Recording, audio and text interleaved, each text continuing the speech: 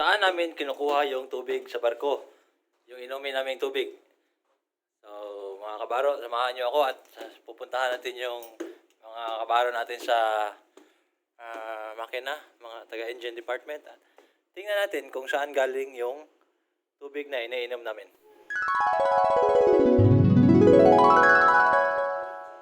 Hi, I'm Mark, third engineer officer on board, and I'm currently on duty doing the engine watch keeping for the entire night. Okay. Ito ba kalinis yung tubig natin, sir? Sa barko? Yung potable water natin.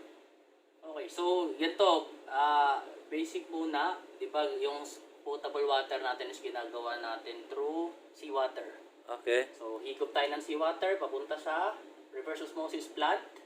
Ngayon, yung reverse osmosis plant, idadalin niya sa ating mga tangke. Diba? Ng potable water tanks. Ngayon, yung lumalabas sa reverse osmosis is dadaan to sa dosing system na nilalagyan niya ng chlorine content yung tubig. So, bago pumunta ng tangke yung water is may chlorine content na siya. At yung chlorine yung nagpapanatili ng kalinisan ng water. At requirement din yun lalo sa US waters na dapat tayo yung potable water system natin is may chlorine para ma-make sure na walang bacteria ang mamumuo dun sa loob ng tangke. Okay. So, safe ba inumin yung tubig talaga na to? Technically, dahil may chlorine yung galing sa tangke, kung direct consumption na iinumin mo, syempre dapat hindi muna. Kaya yung mga water systems natin, lalo sa drinking fountains, halika pakita ko. Okay. Tulad nito, drinking water natin to, diba? Galing sa supply, dadaan siya sa filter muna. Ipifilter pala. Kasi may mga filter tayo na design para i-filter yung chlorine sa tubig para pag lumabas siya for consumption purpose, wala na siya halos chlorine content. Kasi delikado rin naman uminom ng chlorine. Okay. Okay, thank you very much Sir Mark sa explanation about osmosis. So ngayon, punta naman tayo yung engine room. Samahan natin si Michael. Tutor niya tayo sa reverse osmosis na filtration system.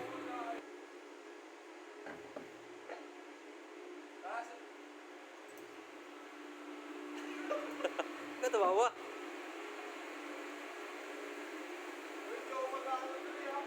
Ha?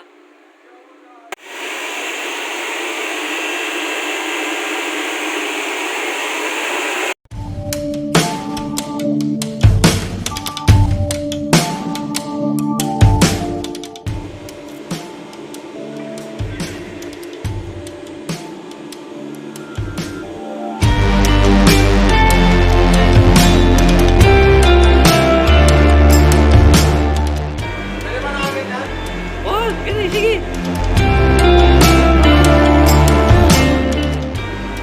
Lang.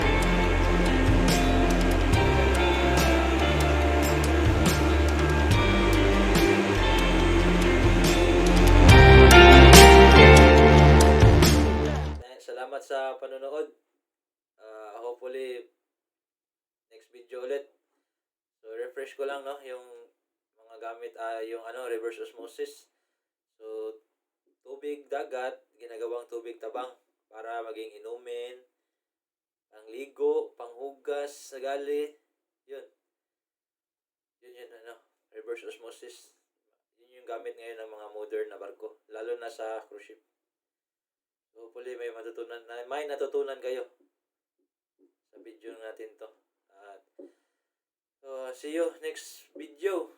Hit the like button, comment, and subscribe na rin sa channel para mas baybayan nyo yung mga video na susunod na upload natin. So thank you very much and babu!